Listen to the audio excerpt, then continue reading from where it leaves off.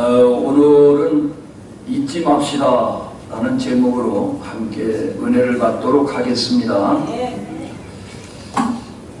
이게 실제로 있었던 얘기라고 그러는데, 미국의 한 신문에 광고가 났는데 우리 아버지 1만 달러에 팝니다 이렇게 광고가 크게 났다. 그리고 보니까 내용이 자기 아버지가 수년 전서부터 중풍에 걸리고 치매에 걸려가지고 그래가지고 병석에 누워 계시는데 밥도 이렇게 먹여드려야 되고 소대변을 받아내야 되고 빈병의 효자가 없다고 이제는 지쳤다는 거예요. 더 이상 모실 기력이 없어서 그러는데 우리 아버지 좀 누가 사가라 이렇게 광고를 냈답니다. 근데 며칠이 지난 다음에 그 광고를 보고 젊은 남자가 전화가 왔어. 이 광고 보고 전화를 했습니다. 그러니까는 자기가 그 아버지를 사겠다는 거예요. 뭘 잘 모르는 모양인데 우리 아버지는 중풍병에다가 치매에다가 이게 참 보통 어려운 일이 아닌데 괜히 그 감정이 이렇게 얘기하면 안 되고 일주일 동안 더 깊이 생각을 해보고 그때도 사갈 마음 있으면 전화를 하시오 이렇게 전화를 끊었어. 근데 일주일 후에 깊이 생각을 해봤는데 아무래도 아버지를 사가야 되겠다 또 전화가 온 거예요. 그래서 이 사연을 물어보니까 자기는 고아원에서 자기 아버지 어머니 얼굴도 보지 못하고 이름도 몰라요, 성도 몰라요. 그냥 평생 아버지라고 부를 수 있는, 어머니라고 부를 수 있는 그런 어머니 아버지가 있으면 게 소원이라는 거예요. 근데 자기 아내도 역시 고아원에서 함께 자라가지고 부부가 의논을 했는데 의견 일치를 봤다는 거예요. 그리고 아들, 딸이 있는데 이 아이들도 할아버지, 할머니가 있었으면 좋겠다. 그러니까 정말 우리 집에 이렇게 오시면 우리 집이 그렇게 뭐 돈이 많고 부자는 아니지만은 지극정성을 다해서 아버지를 모시겠습니다. 그러니까 걱정하지 마시고 마음 놓으시고 저에게 팔으십시오. 이렇게 이제 하니까 그렇다면은 내가 주소를 알려줄 테니까 그 주소로 1만 달러를 준비해가지고 찾아와라. 이 주소를 불러줬어요. 그러니까 이 젊은 부부가 너무 좋아가지고 그냥 쏜살같이 돈 10,000달러를 준비해가지고 이 주소를 보고 가보니까 미국에서도 아주 부자 사람들만 사는 부촌이야. 그 집이 그 주소를 보니까 집이 어려운 집이야. 이게 뭐 잘못 본 거 아니야? 이래 가지고 이 주소 이렇게 분配하고 다 맞춰보니까 딱 맞아. 이거 어떻게 된 거야?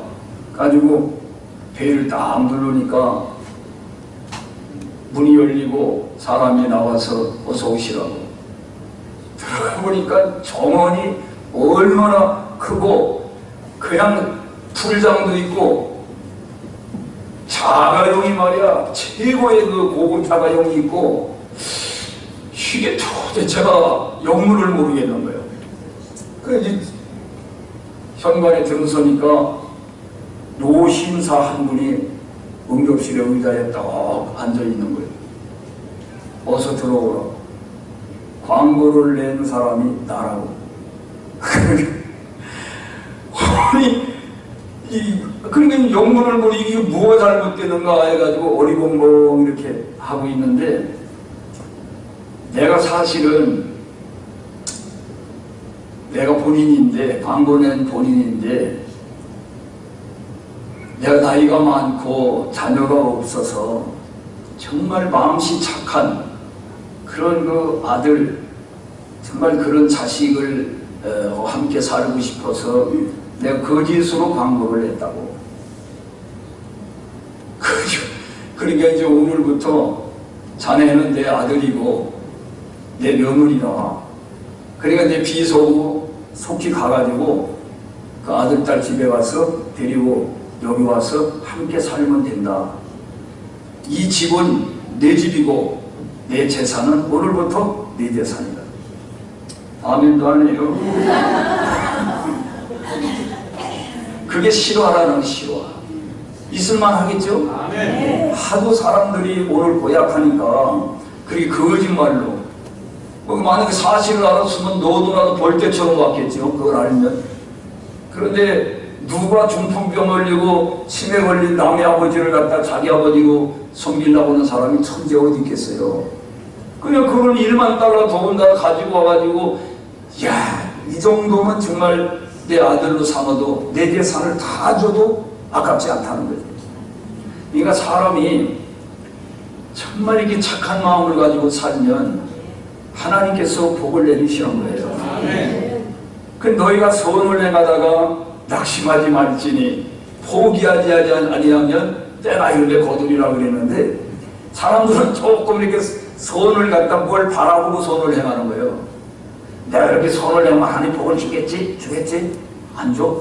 주겠지? 안 줘? 그러면서 에이씨 때려친다. 이러면 복을 못 받는 거예요, 사람이. 하나님은 심지가 견고한 사람에게 평강의 평강으로 복을 주신다고 했어요. 심지가 견고한 사람, 흔들림이 없는 그런 굳건한 믿음을 가지고 나갈 때 하나님이 반드시 복을 내리시는 걸 믿습니다. 이 얼마나 가슴 찡한 얘기입니까? 그런데 거기에 비해서 여러분 요즘 뉴스 들어서 많이 보았겠지만은 저 전라남도 강진에서 아버지 친구가 그 고등학교 여학생을 갖다가 아르바이트를 소개해 주겠다고 만나자고 나갔는데 지금까지도 돌아오지 않고 도대체가 알 수가 없고 그 아버지라는 사람은 자살했잖아요. 그러니까 이게 어떻게 되는지를 모르는 거예요. 지금 그 부모 심정이 어떻겠는가. 이걸 가니까 세상에 믿을 놈 하나도 없다는 거예요. 그리고 이 사람이 그날 저 차를 타고 나갔다고 와가지고서 차를 세차를 하고 옷을 다 태우고 뭐 이런 수상한 짓을 했단 말이에요. 그리고 이 학생 엄마가 찾아와가지고서 그러니까는 자기 모른다고 그러고 뒷문으로 도망갔잖아요. 그러고 나가서 자살했어요. 그러니까 틀림없이 이거는 좋은 일은 아니고 상당히 나쁜 일을 했다고 볼 수가 있겠습니다. 오늘 부모를 죽이는 자식이 없나 부부간에 생명보험을 들어놓고서는 그리고서 자기 아내를 죽이고 남편을 죽이고 천부사인을 하고 이런 일이 비일비재한 이 시대에 우리가 살아가고 있습니다. 근데 오늘 이 읽은 말씀에 보면은 우리 같이 보겠습니다. 하나님을 잊어버린 너희여 이제 이를 생각하라. 그렇지 않으면 내가 너희를 찌들이니 건질 자가 없으리라. 뭘 생각하라니? 하나님께로부터 입은 은혜를 생각하라는 거예요. 그리고 감사로 제사를 드리는 자가 나를 영화롭게 하나니 그의 행위를 옳게 하는 자에게 내가 하나님의 구원을 보이리라. 어떤 사람은 그렇게 말합니다. 나는 그 누구에게도 은혜 입은 일이 없다. 난 누구에게도 신세진 일도 없다. 나는 오직 내 힘으로 살아왔다. 이렇게 말하는 사람들이 있어요, 없어요? 있습니다. 있죠.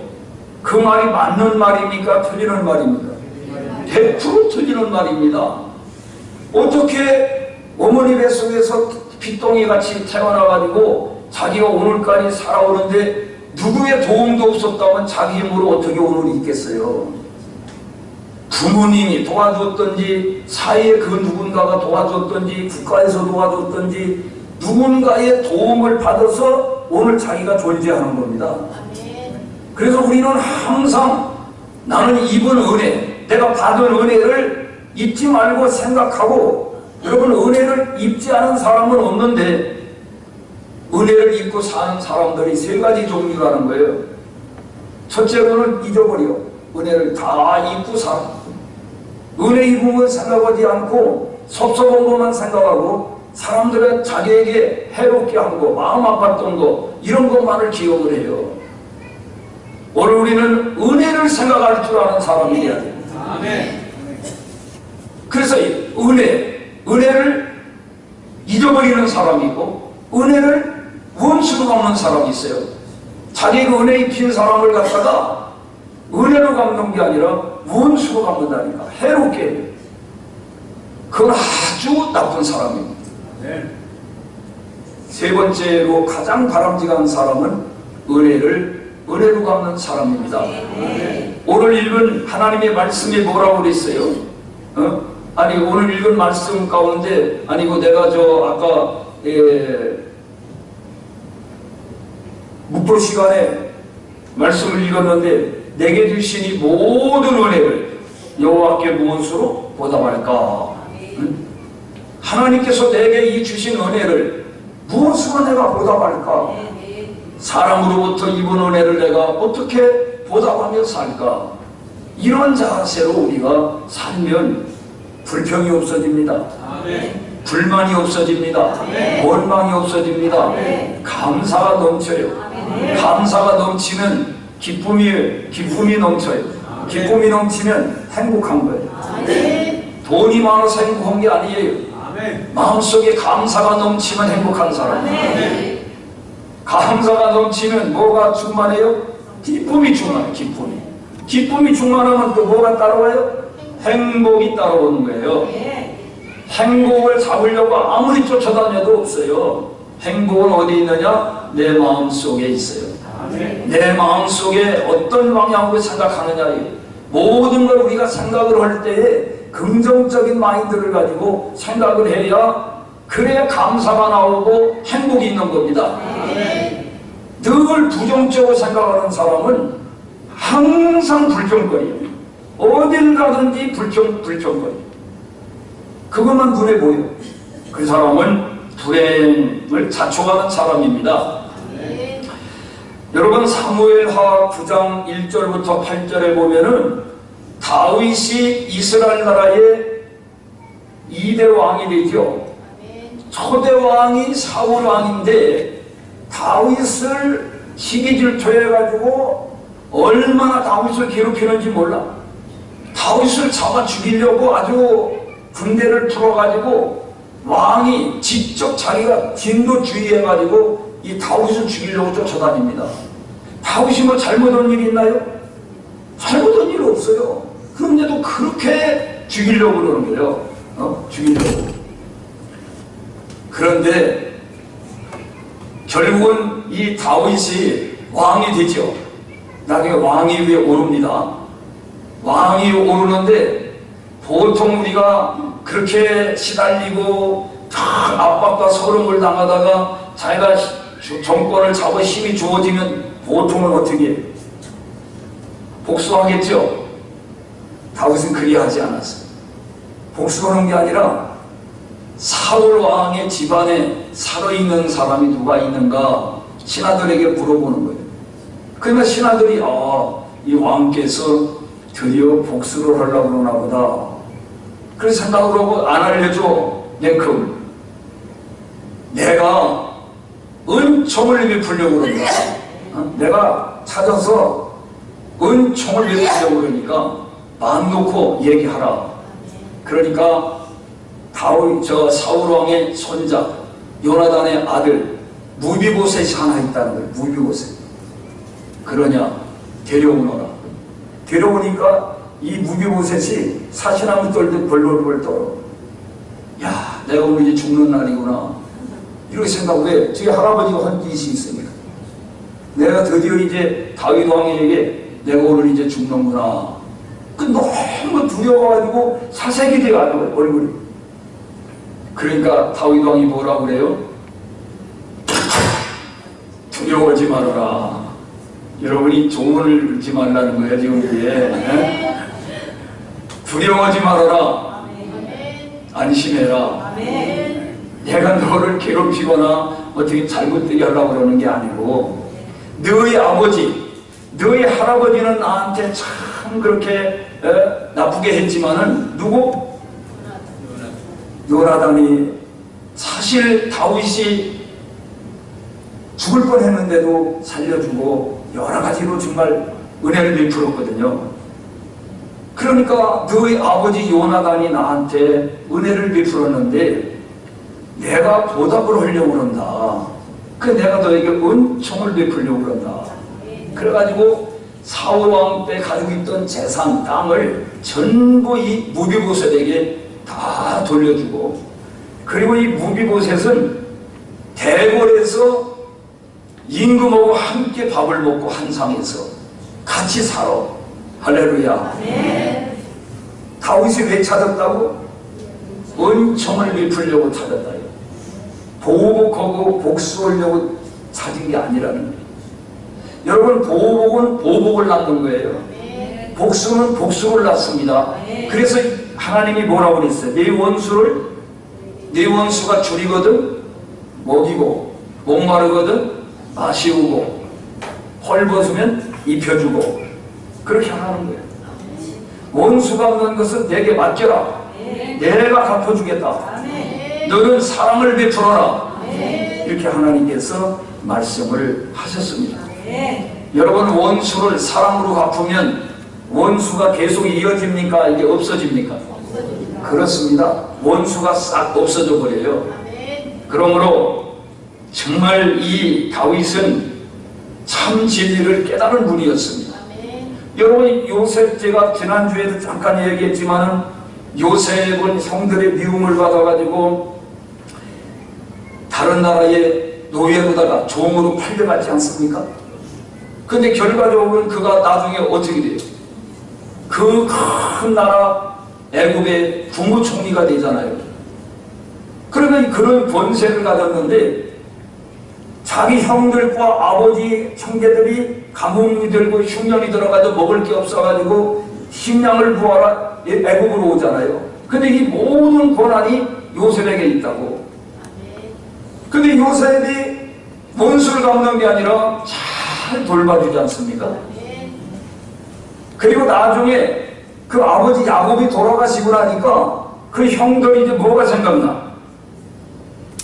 자기 후환이 두려운 거예요. 자기도 한 짓이 있으니까. 그러니까 사람이 선량하게 살고 사람들에게 사랑을 베풀며 살면 두려움이 없는데, 남을 못되게 하고 남을 억울하게 하고 남을 악하게 하면은 그러면 항상 마음에 두려움이 있는 거예요. 잠을 자도 편히 잠을 자지 못하고 밥을 먹어도 편히 밥을 못 먹는 거예요.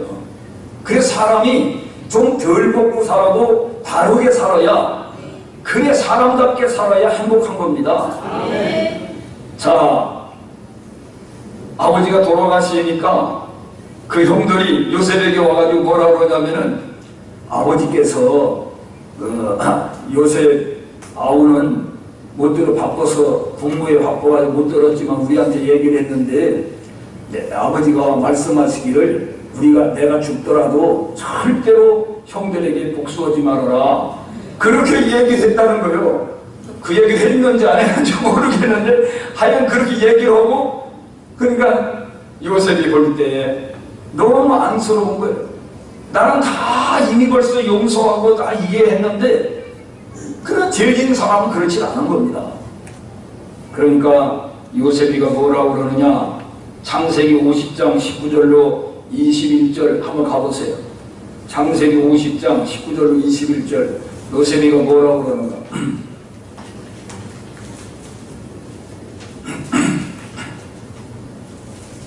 잘 있었어요? 자, 찾았으면 읽어보겠습니다. 시작. 요셉이 그들에게 이르되, 왜 다른 분 못 찾았어? 찾았어요? 다 읽어봅니다. 시작. 요셉이 그들에게 이르되 두려워하지 마소서, 내가 하나님을 대신하리까. 당신들은 나를 해하려 하였으나 하나님은 그것을 선으로 바꾸사 오늘과 같이 많은 백성의 생명을 구원하게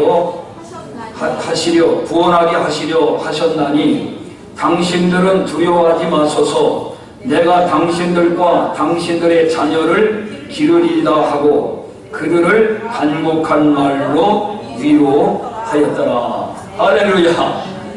야, 멋지잖아요? 네? 우리가 이런 요셉과 같은 넓은 마음을 가져야 돼요. 그 마음을 쥐새끼 콧구멍만하게 마음을 가지고, 여러분 쥐새끼 콧구멍 봤어요? 얼마나 넓어요? 아주 조그마요. 난 그걸 들여다봤어. 내가 관찰했다. 쥐새끼 콧구멍이 얼마나 적은가.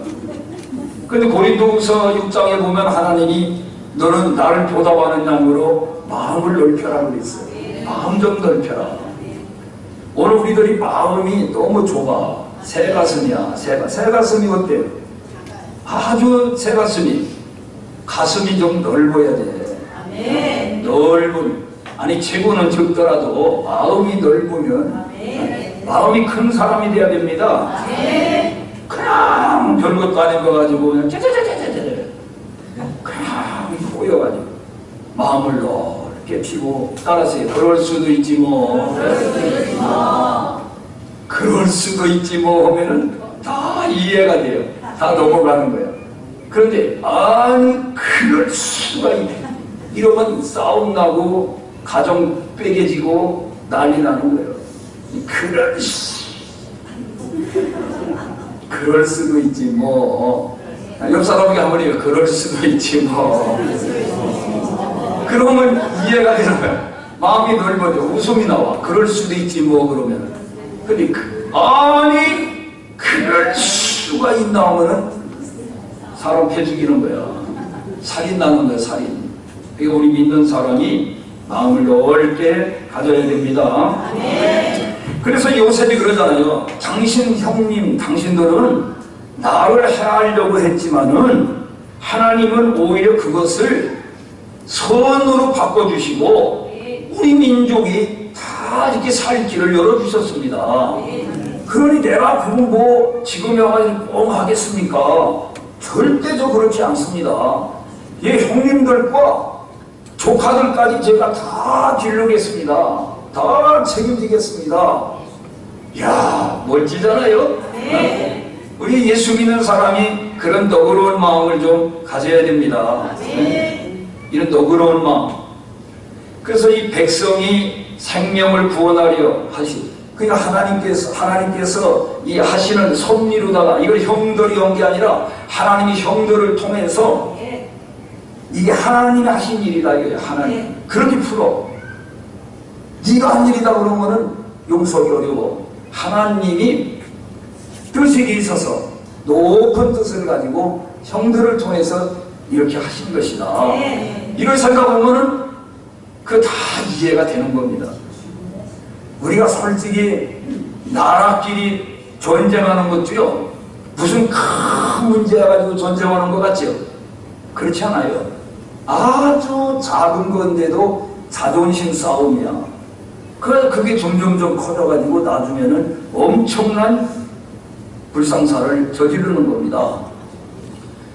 여러분 며칠 전에도 군산에 그 유흥업소에 불을 질러가지고 3명이 죽고 30몇 명이 화상을 입었는데 왜 그랬다고 그랬죠? 술값을 자기는 10만 원이라고 생각하는데 20만 원이라고 그러니까 이상값이 화가 나가지고서 선착장에 가가지고 배에서 기름을 빼가지고 와가지고 불을 지른 거예요. 여러분 저 종로에서 몇 달 전에 그 여관에 불 지른 사람 왜 질렀어요? 아가씨 데려오라는 아가씨 불러오라는 거예요. 근데 내가 이거 안 된다고 그러니까 그 휘발유 사다가 딱 불 질렀어요. 그러니까 사람이 그렇게 마음이 쫑팽이 같아가지고 어떻게 그거 마음이 좀 커야지. 마음을 넓혀야 돼. 부부간에도 별 아닌 거 가지고 그냥 싸우고 말이야.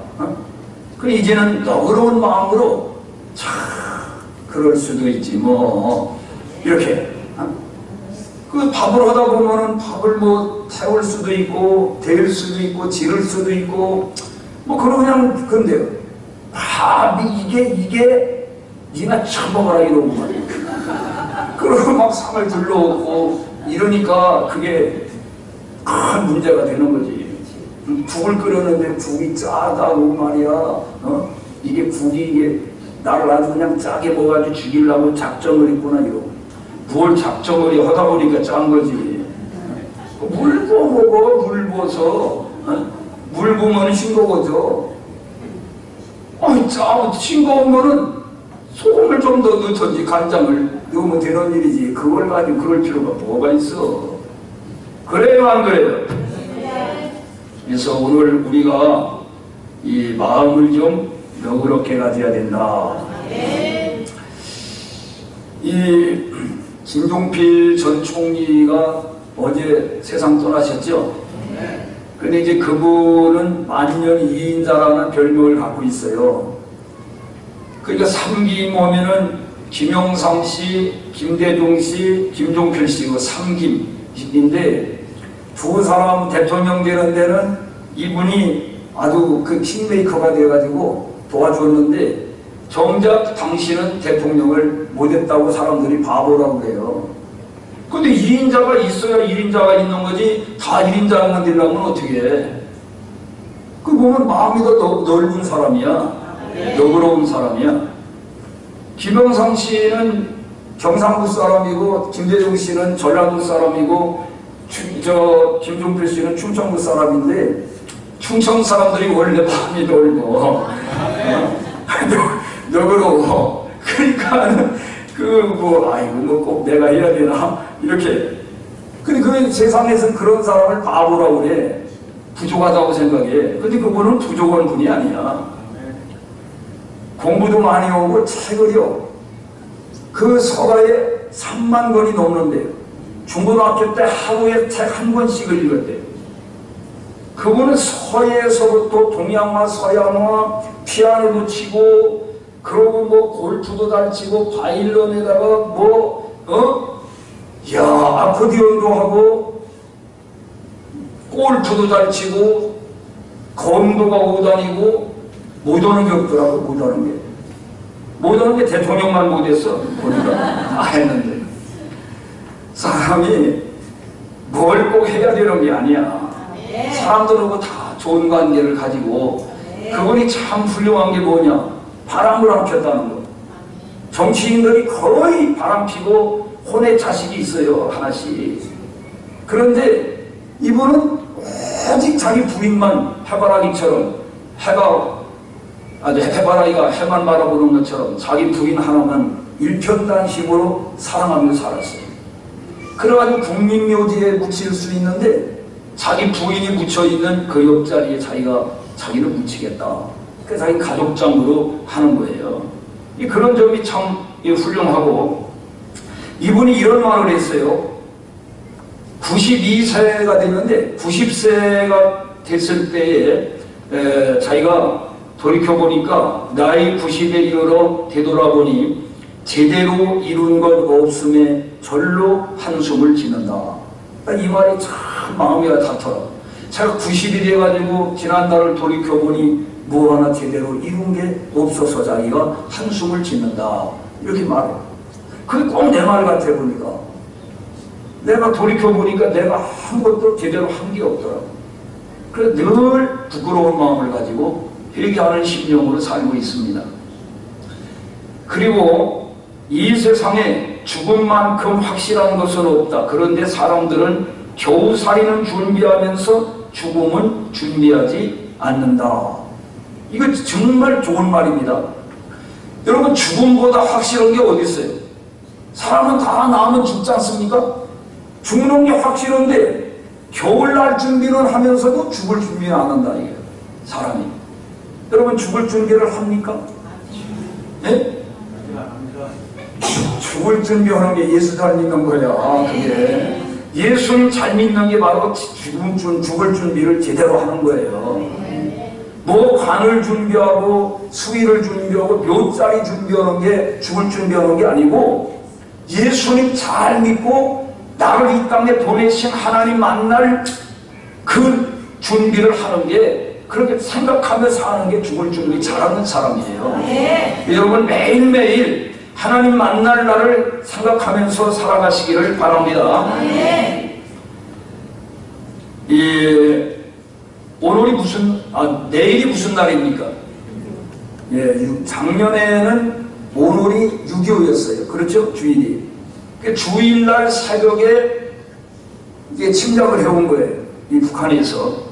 그런데 우리가 6.25 전쟁으로 인해 가지고 피해가 엄청났습니다. 피해가. 이 피해는 뭐 말할 것도 없어 엄청나게 피해를 많이 입었는데,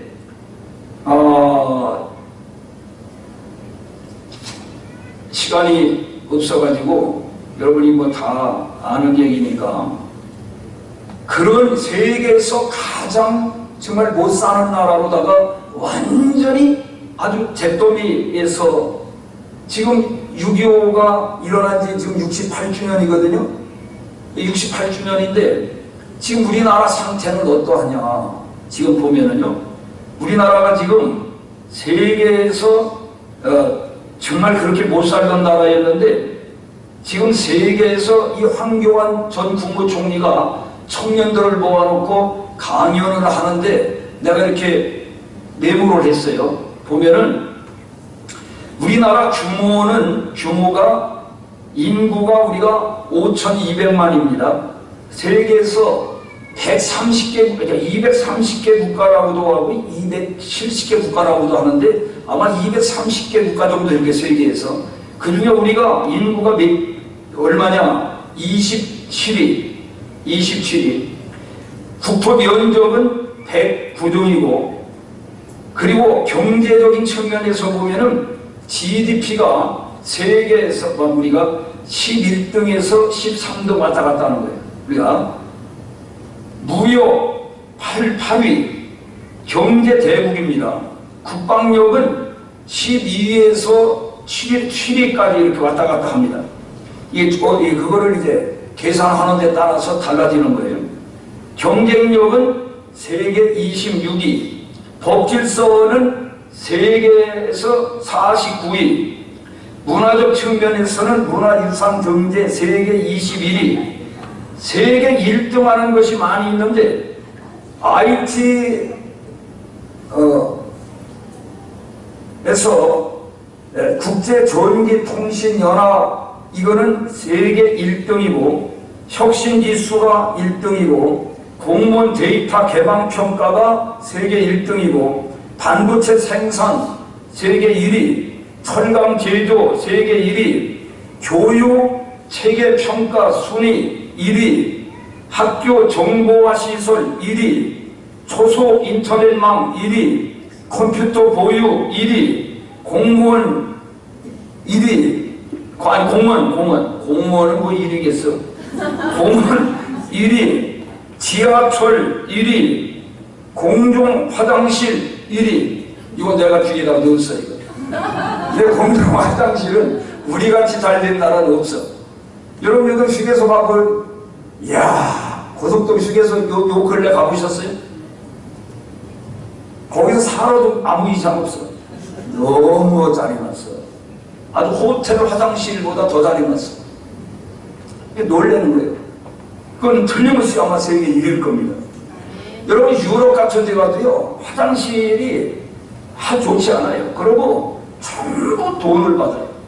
소변 보러 돈. 우린 뭐 무슨 돈을 받아? 화장지도 그냥.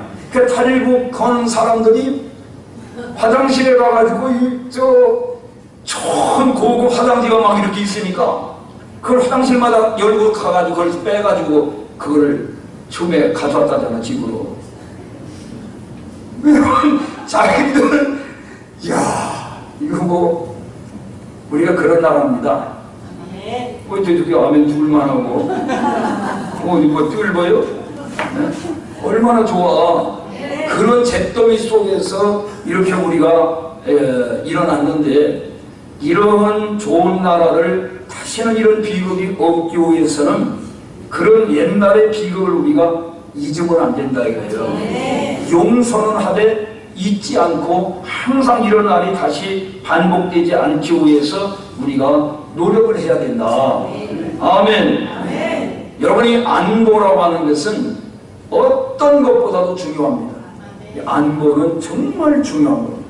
그렇기 때문에 제가 얼마 전에 글을 하나 썼는데 불여 튼튼이라, 튼튼, 불여 튼튼, 돌다리를 두드려 보고 건너는 식으로 이렇게 안보에 있어서는 그 무엇보다도 중요하기 때문에 다시는 그런 전쟁이 일어나면은 안 된다 하는 것. 그럼 우리나라 이렇게 발전하는 데 있어서 첫째로는 하나님의 은혜입니다. 하나님의 도우심이 없이는 아무것도 되는 게 없어요. 하나님의 도우심이고, 두 번째로는 우리 국민들이 근면성실하게 열심히 살아왔습니다. 세 번째로는 미국을 비롯한 많은 나라로부터 우리가 도움을 입었습니다.